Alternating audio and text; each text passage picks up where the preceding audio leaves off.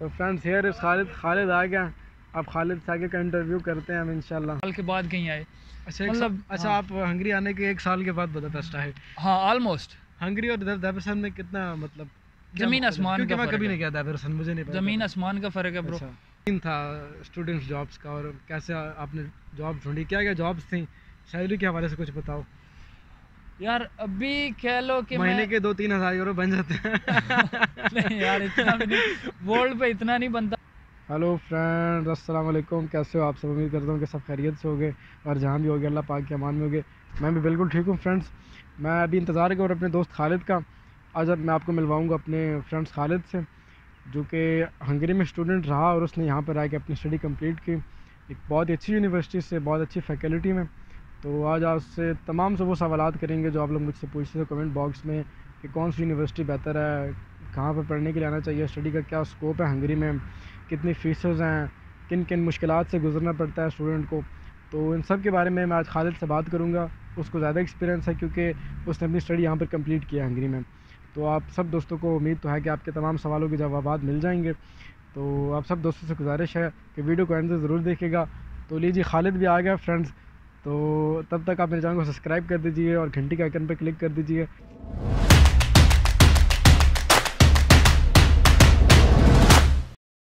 अस्सलाम वालेकुम खालिद। वालेकुम अस्सलाम वालेकुम। कैसे? कैसे हो खालिद भाई? आप ठीक हो? अल्हम्दुलिल्लाह। बड़ी मेहरबानी, आप सबसे पहले तो आप आए हो। बहुत शुक्रिया सर। माजरत माजरत माजरत। काफ़ी सारे लोग आपके जो है तो आपका वेट कर रहे हैं इंशाल्लाह। अब बैठते हैं, आपका इंटरव्यू करते हैं। सबसे पहले बताओ आप कैसे हो? ठीक हो? तो मेरे ख्याल में वहाँ बैठा जाए, वो बेंच अच्छा है, वो बेंच अच्छा है। कैसे हो खालिद भाई? ठीक हो आप? अल्हम्दुलिल्लाह सर, आप सुनाएं? बस शुक्र अल्लाह पाक का। काम पे नहीं गए आज? नहीं यार गया था सुबह, अच्छा थोड़ा बहुत काम किया। वर्ल्ड वालों के ये तो मजे हैं, काम अच्छा, किया तो और आप वर्ल्ड में काम भी करते हो साथ साथ? वर्ल्ड पे अब क्या करें, हाँ, हाँ। वर्ल्ड पे पार्ट टाइम चलता है। अच्छा अच्छा, आप सुनाएं? बस ठीक खालिद भाई। मैं भी बस अभी ब्रेक ली मैंने थोड़ी सी, हाँ हाँ, काम पे था मैंने। तो बस बताओ आप कैसे हो? सब खैर खैरियत है? बस ज़बरदस्त। अच्छा खालिद, अल्हम्दुलिल्लाह। सबसे पहले तो मैं आपसे ये पूछना चाहूँगा कि सबसे पहले मुबारक हो, आपकी स्टडी कंप्लीट हो चुकी है। आप मुझे ये बताओ आपने स्टडी अपनी किस यूनिवर्सिटी से कंप्लीट की? मुझे तो पता है, आप व्यूवर्स को बताओ कि वो पूछना चाहते हैं कि स्टडी आपने किस यूनिवर्सिटी से कंप्लीट की, कैसे आपके मार्क्स रहे यूनिवर्सिटी में, सब कुछ, और किन किन मुश्किलात से आपको गुजरना पड़ा। तो आप एक छोटा सा अपने बारे में इंट्रोडक्शन दे दो सबसे पहले तो लोगों को। जी बिल्कुल ज़रूर। सबसे पहले तो मैं कहूँगा कि हंगरी मतलब बाई चांस मैंने अप्लाई किया। मेरा मोस्टली पाकिस्तान में मैंने डॉक्टर ऑफ वेटनरी मेडिसिन अच्छा वो स्टडी किया, और तब मेरा जो फर्दर प्लान था वो यूके का था। अच्छा, यूके आप जाना चाहते यूके में जाना चाहता था। ये अच्छा। बात है ऑलमोस्ट 2018 की। अच्छा, तो अच्छा। 2018 में मैंने आइल्स वगैरह क्लियर किया, सही है, तो उसके बाद मैंने एडमिशन्स के लिए अप्लाई किया, सही है। और यूके में यूनिवर्सिटी ऑफ रीडिंग थी, वहाँ पे मुझे आ भी गया एक्सेप्टेंस लेटर। अच्छा, इंग्लैंड में? इंग्लैंड में। सही है। मगर बैंक स्टेटमेंट जो मैंने पूरी की हुई थी अच्छा, इंग्लैंड के हिसाब से वो वो कम तब थी। को कम होगी। मतलब तब कह लो कि पिछली गवर्नमेंट थी, जब ये नई गवर्नमेंट आई तो वो पाउंड जो था वो एकदम 20 रुपये का वो ऊपर चला गया। अच्छा, पाउंड गिर गया। पाउंड चला गया। आप खालिद भाई इधर आ जाओ, मैं उधर बैठूं ताकि कैमरा से जो है चल है उधर इधर बैठ बेहतर सकते। आ रहा है कैमरा। हाँ जी, ये तो ऐसे बेहतर होगा। हाँ ये अब अच्छा, तो बेहतर पाउंड है। का कम, पाउंड कम हो गया उस वक्त? हाँ मतलब मैं ये तब 180 पे था अच्छा जब ये एप्लीकेशन प्रोसीजर स्टार्ट किया। अच्छा जब मेरा लेटर आया और जब मैंने एम्बेसी जाना था यूके की, तब वो 205 पे चला गया था। अच्छा अच्छा अच्छा। तो वो जो ये कब के बाद है? ये 2018 की। 18 के बाद। तो वो सारा कुछ जो मेरा प्लान था वो कैंसिल हो गया। सही है। तो मैं कहा कि बजाय इसके कि मैं यूके जाऊं और जो रिजेक्शन एम्बेसी में से जाके रिजेक्शन आ जाए, हाँ जी, तो मैं कहा कुछ और सोचते हैं। सही है। तो ऐसे ही मैंने सर्च किया हंगरी का। हंगरी का आपको किसने बताया? खुद ही? बस ऐसे ही मैंने ऑनलाइन सर्च किया। क्योंकि काफ़ी सारे लोगों को हंगरी का पता भी नहीं है कि हंगरी है किधर। मुझे भी बिल्कुल नहीं था पता, हाँ। सच्ची में बताऊं। और ऐसे ही सर्च किया तो मतलब मैंने सर्च किया जी मास्टर्स इन एनिमल साइंसेस, अच्छा तो उसमें से डिफरेंट आए। तो यूरोप के अंदर जो मैंने देखा तो उसमें मुझे नेदरलैंड, जर्मनी, ये अब नेक्स्ट फिर थी कि हमने अपना बजट, हम लोग का बजट का वो देखना होता है। जर्मनी में ब्लॉक अकाउंट खुलवाना पड़ता है, ब्लॉक अकाउंट, वो सारे मामलात, और वो 2017-18 में जर्मन बहुत टाइम लेते थे, 80 बात है। साल प्रोसेस में लग जाता था, 6-7 और फिर महीने का प्रोसेस होता था। होता था। ऐसी बात है। तो मैं कहा यार अब सारी तैयारियां एक तरह से, मैं तो बिल्कुल मेंटली प्रिपेयर था कि मैं जा रहा हूँ। मैं कहा जल्दी से कहीं से भी हो जाए। सही है। तो फिर मुझे यूनिवर्सिटी ऑफ डेब्रिसन मिली, उसमें था यूनिवर्सिटी ऑफ डेब्रिसन। यूनिवर्सिटी ऑफ अच्छा, डेब्रिसन। आपने डेब्रिसन से यूनिवर्सिटी। डेब्रिसन। अच्छा। तो वहाँ पे फिर हो गया, वहाँ पे था मास्टर्स इन एनिमल हस्बेंड्री। अच्छा। ये something related to animal farming है। अच्छा, एनिमल फार्मिंग है। Animal farming. मैं कहा चलो इसी पे चलते हैं। तो मैंने अप्लाई किया है, जल्दी से प्रोसेस हो अच्छा, गया। मुझे लगा शायद आपने एनवायरनमेंट के अंदर अपनी स्टडी कंप्लीट किया। नहीं नहीं नहीं नहीं नहीं, मेरा फैकल्टी जो हमारी है वो environmental sciences and agriculture sciences इकट्ठी है सारी। अच्छा अच्छा। तो मेरा जो था वो स्पेशलाइजेशन वो कह लो एनिमल फार्मिंग में। अच्छा, एनिमल फार्मिंग। एनिमल फार्मिंग सही में। है। तो उसके बाद 2019 में सही है। सितंबर में हम लोग पहुंच आए सही है। डेब्रिसन। सॉरी। हाँ, बुदापेस्ट तो कहाँ देखा, बुदापेस्ट तो साल के बाद कहीं आए। अच्छा, मतलब अच्छा हाँ। आप हंगरी आने के 1 साल के बाद बुदापेस्ट आए। हाँ ऑलमोस्ट। हंगरी और डेब्रिसन में कितना मतलब जमीन आसमान का क्योंकि मैं फर्क कभी है। नहीं गया डेब्रिसन, मुझे नहीं पता। ज़मीन आसमान का फ़र्क है ब्रो। अच्छा वो मैं बताता हूँ फिर। अब आगे जब मतलब हम लोग एयरपोर्ट पे आए, अच्छा एयरपोर्ट पे ही से गाड़ी एक बुक थी, अच्छा। वो हमें ले गई। सही है। तब हमें नहीं था पता कि हम 2500 में हम पहुंच जाएंगे। हमने तकरीबन 10,000 फॉरेन दिया, जो 10,000 पाकिस्तानी 5,000 उस वक्त और हम पहुंच सकते थे ऑलमोस्ट। मेरे ख्याल में अगर हम ट्रेन से जाएं आते तो तो 1,000-1,200 में 1200 पहुंच का जाए। टिकट है। हाँ, तो हम उस वक्त 5,000 और दे के सस्ता गए था। उस वक्त तो और सस्ता था। उस वक्त तो। और खैर हम पहुंच गए और वहाँ पे जो हमने रिहाइश वगैरह जो रेजिडेंस वगैरह कहीं पे भी नहीं की हुई थी। अच्छा तो मेरे साथ जो मेरी ही यूनिवर्सिटी से 2 लड़के थे, वहाँ उनसे फेसबुक के थ्रू बात हुई थी। अच्छा। तो हम इकट्ठे ही गए। सही है। उन्होंने फिर बुक किया हुआ था होटल, सही है। तो होटल चले गए 1-2 दिन वहाँ गुजारे। अच्छा, स्टार्टिंग में आपको थोड़ी मुश्किल हुई है? स्टार्टिंग में बहुत मुश्किल थी, क्योंकि फ्रेंड्स मैं भी बताता चलूँ आपको कि यूरोप में ये जो तमाम छोटे छोटे मुल्क हैं, जैसे कि हंगरी, स्लोवाकिया, स्लोवानिया, मैं बड़े मुल्कों की बात नहीं कर रहा, लेकिन इन छोटे मुल्कों में जहाँ पे के एशियंस लोग कम आते हैं, वहाँ पे अकोमोडेशन ढूंढना बहुत मुश्किल है, बड़े शहरों में स्पेशली। तो खालिद को भी अकोमोडेशन ढूंढने में काफ़ी मुश्किलात आई। खालिद भाई, आप मुझे ये बताओ कि आपको हंगरी आने के बाद कैसा फील हो कि आपका ये अच्छा सिलेक्शन था हंगरी में स्टडी करना? यार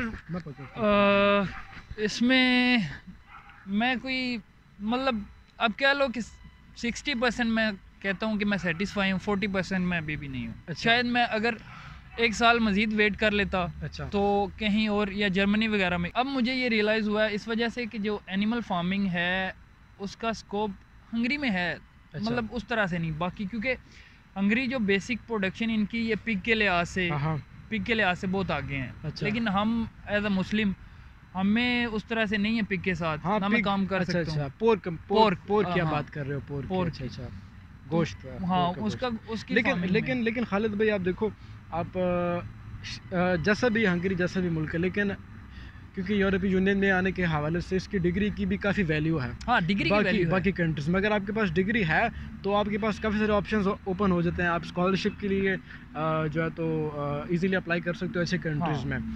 तो चलें, ये बात तो हो गई। अब आप मुझे ये बताओ खालिद भाई कि आपकी फीसेस का क्या स्ट्रक्चर था? आप स्कॉलरशिप पे आए थे या नहीं। अच्छा, सेल्फ पे थे? सेल्फ फाइनेंस पे था मैं। अच्छा। तो जो इनिशियल जो फर्स्ट ईयर की ट्यूशन फीस थी वो थी 6,500। 6,500। हाँ, ये पहले साल की फीस थी। ये वीज़ा आने से मतलब वीज़े के लिए अप्लाई करने से पहले ही हमने पे। और मेरे ख्याल में अभी भी जो बच्चे नए आते हैं उनको 1 साल की फीस पहले देनी पड़ती है। 1 साल की। हाँ, ये यूनिवर्सिटी वाइज डिपेंड करता है। मे भी कुछ को सेमेस्टर करते हैं, लेकिन मोस्टली वो 1 साल की मांगते हैं। 1 साल के पहले मांगते हैं। 1 साल के पहले मांगते हैं। सही हो गया। अब खालिद भाई से पूछते हैं हम ये कि आपको अकोमोडेशन ढूंढते हुए कुछ मुश्किलात आई और क्या सजेस्ट करोगे आप अपने एशियंस लोगों को या पाकिस्तानी इंडियन भाइयों को कि वो अकोमोडेशन कैसे सर्च करें हंगरी में, और क्या प्रोसीजर है अकोमोडेशन ढूंढने का यहाँ पे? या जब मैंने यहाँ पे आना था तो मुझे लगता था कि बड़ा इजी होगा, मतलब मैं आराम से जाके कहीं एजेंसी होगी वहाँ पे जाके कर लूँगा। सही है। लेकिन जब यहाँ आया और एक रात के ऑलमोस्ट पाकिस्तानी 8,000 रुपये दिए, वो भी मतलब चीप होटल था, इतना उस वक्त महंगा नहीं था। उस वक्त 8,000 आप 100 यूरो हाँ। यूरो ऐसे चल रहा है।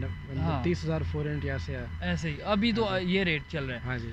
तो वो जब मैंने दिए तो मैं तब तो मुझे काफ़ी सोच परेशानी आई। अच्छा। तो मैं तो यही कहना चाहूँगा कि अगर आपका एडमिशन लेटर आ जाता है हाँ जी, और जब आप प्लान करते हो एम्बेसी में ठीक है आपका वीज़ा चला गया, आप फेसबुक पे मार्केट प्लेस के थ्रू लोगों से रब्ता करना शुरू कर दें, फेसबुक ग्रुप्स पे। हाँ, अब यहाँ आने से पहले आपका होना चाहिए, यहाँ आने से पहले, यहाँ आने से पहले बिल्कुल। आपकी अकोमोडेशन कंफर्म होनी क्योंकि चाहिए। अगर आप यहाँ आ जाते हो और आपके पास एकोमोडेशन नहीं होती और आप किसी को जानते भी नहीं हो, तो जाहिर बात है आप ब्लैक मेलर्स के हथे चढ़ जाते हो जो आपसे ज़्यादा पैसे निकलवा लेते बिल्कुल हैं। ऐसे ही है।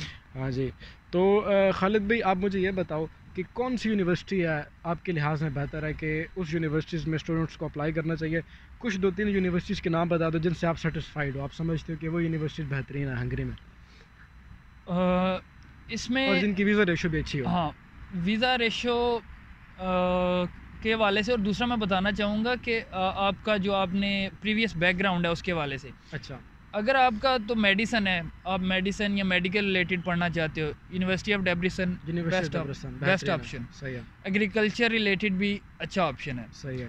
अगर आप पढ़ना चाहते हो बिजनेस या फाइनेंस या मार्केटिंग रिलेटेड, तब आपके पास कॉर्विनस और कॉर्विनस यूनिवर्सिटी, एल्टे ये बेस्ट यूनिवर्सिटी है। एल्टे और कॉर्विनस ये बेस्ट है। बिल्कुल। और इंजीनियरिंग के लिहाज से भी डेब्रिसन काफ़ी अच्छी रैंकिंग में आती है। डेब्रिसन यूनिवर्सिटी। हाँ, तो मेडिसन और जो इंजीनियरिंग रिलेटेड है वो मैं कहूँगा डेब्रिसन। अच्छा। और जो बिजनेस और बाकी ये जो फाइनेंस वगैरह है वो कॉर्विनस और एल्टे में अप्लाई करें। ओबुदा यूनिवर्सिटी। ओबुदा, हाँ, ओबुदा बिल्कुल ऐसे ही है। अच्छा खालिद भाई, स्टडी के दौरान स्टूडेंट जॉब्स के हवाले से अगर मैं पूछना चाहूँ आपसे कि आपको कैसे, मतलब स्टूडेंट जॉब्स मिली, कौन कौन सी एजेंसी थी? डेब्रिसन की बात अगर आप बताओ, क्योंकि आपने वहाँ पर स्टडी कंप्लीट की, तो डेब्रिसन में क्या सीन था स्टूडेंट्स जॉब्स का और कैसे आपने जॉब ढूंढी, क्या क्या जॉब्स थी, सैलरी के हवाले से कुछ बताओ।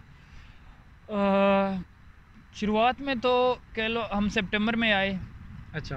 तो पहला फोकस शुरुआत में तो बंदा आके अपना कार्ड वगैरह उस पर अप्लाई करता है, स्टार्टिंग के 2-3 महीने, 2 महीने इसी में गुजर जाते हैं, क्लासेस वगैरह लेते लेते। तो जब इन सारी चीज़ों से फारिग हुए तब जॉब की सोची, तो तब दिसंबर आ चुका था। अच्छा।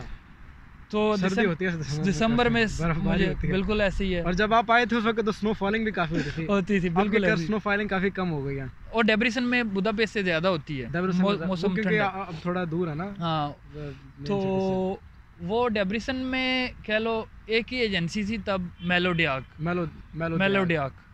आपको उसके थ्रू रजिस्टर होना पड़ता है। अच्छा। वो फिर आपको देते हैं, सबसे पहले तो आपको बनता है ये जो टैक्स कार्ड, जाहिर कहा था सारे डॉक्यूमेंट्स होने के बाद ही आप वहाँ जा सकते हो। स्टूडेंट एजेंसी में जॉब्स कैसी थी, किस किस किस्म की जॉब की आपने और सैलरी कितनी थी आपकी? यार ये तब तो इंटरनेशनल स्टूडेंट के लिए सिर्फ एक ही जॉब थी उधर। अच्छा। और वो थी फैक्ट्री में, मतलब वेयर हाउस था कोई?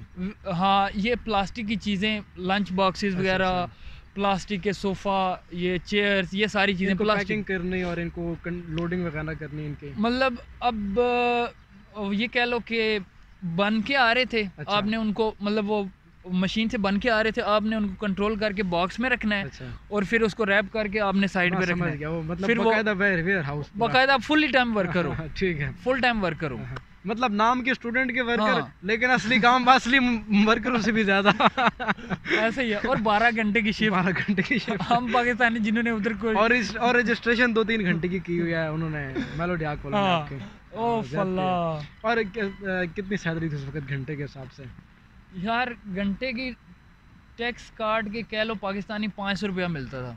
500 रुपया एक घंटे की, और 12 घंटे की शिफ्ट होती थी। और अभी वर्ल्ड में आप कितने कमा रहे हो? यार अभी कह लो कि महीने के 2-3 हज़ार यूरो बन जाते हैं। नहीं यार, इतना भी नहीं, वर्ल्ड पे इतना नहीं बनता। अच्छा। लेकिन अल्हम्दुलिल्लाह अल्लाह का शुक्र है, अपना खर्चा निकल आता है। डिलीवरी का काम सबसे अच्छा है, डिलीवरी बेस्ट। मैं वैसे भी वीडियोस बना रहा था तो डिलीवरी के काम के हवाले से सबसे अच्छा काम है।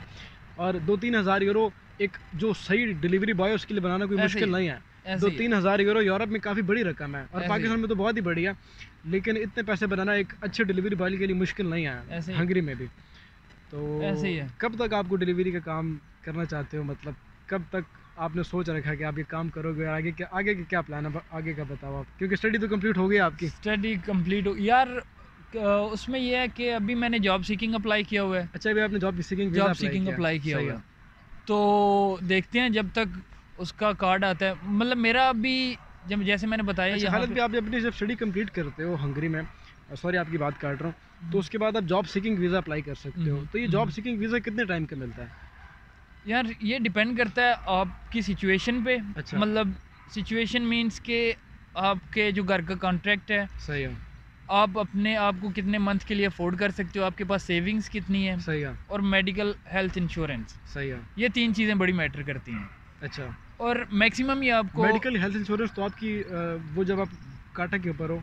नहीं, तय मैं का- खाता पे नहीं हूँ। अच्छा, आप काटा पे मैं नहीं। काटा पे नहीं हूँ। हम्म। वो काटा पे हो जाए तो वो है, लेकिन वो वो जो तय कार होता है आपका इंश्योरेंस कार्ड, वो नहीं, वो सेल्फ वालों को नहीं मिलता, वो बनवाना अच्छा, पड़ता वो है। बनवाना पड़ता है। वो स्कॉलरशिप वालों को बना बनाया मिलता है, सेल्फ वालों को उसके लिए अलग अलग से पैसे देने देने पड़ते हैं। सही है। तो वो ये 3 चीज़ें इन पे मैटर करती है। सही है। तो अब मैक्सिमम मिलेगा मे बी 9 मंथ, 9 महीने का, 9 या 6 महीने, का। और मिनिमम 6 माह का। मिनिमम 6 महीने मिनिमम का। 6 माह का। अच्छा खालिद भाई, स्टडी के दौरान दैबरसन में क्या आप अपनी फीसेस निकालने में कामयाब हो नहीं। गए थे? इतने पैसे नहीं। कमाए आपने? नहीं, घर वालों ने सपोर्ट किया आपको? घर वालों से। हम्म। लेकिन सही है। मतलब हमारी दफ़ा ये एज था कि उस वक्त जॉब्स के सीन काफ़ी कम थे, बहुत कम थे, कोविड भी नहीं था, और ये लोग अपने लोगों को प्रेफरेंस करते थे। वर्ल्ड भी नहीं था। बिल्कुल, डिलीवरी का काम बिल्कुल भी डिलीवरी- नहीं था। तो अब डिलीवरी के काम आने के बाद उम्मीद तो है कि लोग अपनी बच्चे जो हैं तो हाँ। इसमें बनाने में कामयाब हो जाएं। ऐसे ही है। क्योंकि आपके वक्त में उस वक्त काफ़ी मुश्किलात थी और अपॉर्चुनिटीज़ कम थी। कम थी। अभी डिलीवरी का जो काम है तो ये एक अच्छा काम है। इसमें जो है ना आप भी अच्छे से काम करते हो खालिद भी, आपको भी पता होगा कि इसमें फ़ीस अगर कोई बंदा बनाना चाहे, एक सेमेस्टर की मैक्सिमम 3500 यूरो फ़ीस होती है। ऐसे ही है। तो 3500 यूरो अगर कोई बंदा काम करना चाहे तो 2-3 महीने में हल्का हल्का काम करके भी निकल आती है फ़ीस ऐसे ही। एक सेमेस्टर की। तो ये डिपेंड करता है कि वो बंदा कितना हार्ड वर्कर है। बिल्कुल ऐसे तो खालिद भाई बड़ी मेहरबानी आपकी, आपने टाइम दिया, स्पेशल वक्त दिया मुझे। सर, जब तो ये भी हम खालिद भाई थे पाकिस्तान से, इन्होंने आप सबको अपने बारे में बताया कि इनके साथ कैसे मतलब हंगरी में इनकी कैसी लाइफ गुजरी। खालिद भी आप और कुछ बताना चाहें आप अपनी तरफ से मेरे व्यूवर्स को कोई मशवरा देना चाहें, कोई ऐसी बात जो आपके दिमाग में हो? बिल्कुल, मैं कहना चाहूँगा कि हंगरी बिल्कुल भी बुरा ऑप्शन नहीं है। अभी ख़ास तौर पे अगर आप बुदापेस्ट सेलेक्ट करते हो तो ये बहुत ही अच्छा ऑप्शन है। जैसा कि ये बता रहे थे कि फीसिस मैंने साल की, मैं मानता हूँ, घर से लेके दी, लेकिन जो दूसरा साल था वो मैंने खुद ही पे किया सारी। थोड़ी बहुत पैसे हो जाते हाँ, हो जाते हैं, सेविंग्स हो जाती हैं। तो हंगरी के लिए स्टूडेंट्स को आना चाहिए। और अब तो काफ़ी है, बंदे को फेसबुक पे काफ़ी एक्टिव रहना चाहिए। पाकिस्तानी स्टूडेंट्स इन हंगरी, वो इस तरह के ग्रुप्स भी हैं, वहाँ पे भी देखते रहना चाहिए। और ऐसे ग्रुप्स के अंदर काफ़ी सारे फेक लोग भी होते हैं, तो हाँ। उनसे अवेयर रहना चाहिए। वो बिल्कुल जब आप बिल्कुल अकोमोडेशन ढूंढते हो तो आपको वो ऑटोमेटिक मैसेज आना शुरू हो जाते हैं हो कि जाते वो हैं। आपकी हेल्प करते हैं, वो स्कैमर है सारे, बिल्कुल उनसे बिल्कुल अवेयर रहना है। इस तरह का मैं बिल्कुल। जानने वालों के साथ भी हुआ, पाकिस्तानी लड़के, उन्होंने बिल्कुल। कहा जी कि हम आपको एयरपोर्ट से पिक एंड ड्रॉप भी करेंगे, 2-3 दिन रखेंगे, वो और सारे आप हमें scammers हैं। पैसे भेज दो। जब पैसे भेज दिए तो वो ब्लॉक आ गया ब्लॉक सर। हो गया। हाँ। तो इस तरह का नहीं, किसी ऑथेंटिक बंदे के पास जाएं। और हाँ, यही मैं कहना चाहूँगा। चलो खालिद भाई, बड़ी मेहरबानी आपकी। वीडियो लंबी होती जा रही है दोस्तों, आप सब दोस्तों का भी शुक्रिया, आपने वीडियो को देखा, और इंशाल्लाह मिलते हैं इस तरीके की किसी अगली वीडियो में। तब तक के लिए अपना ख्याल रखिएगा। अल्लाह नेगेबान। अस्सलाम वालेकुम, bye bye, share and subscribe. Thank you so much.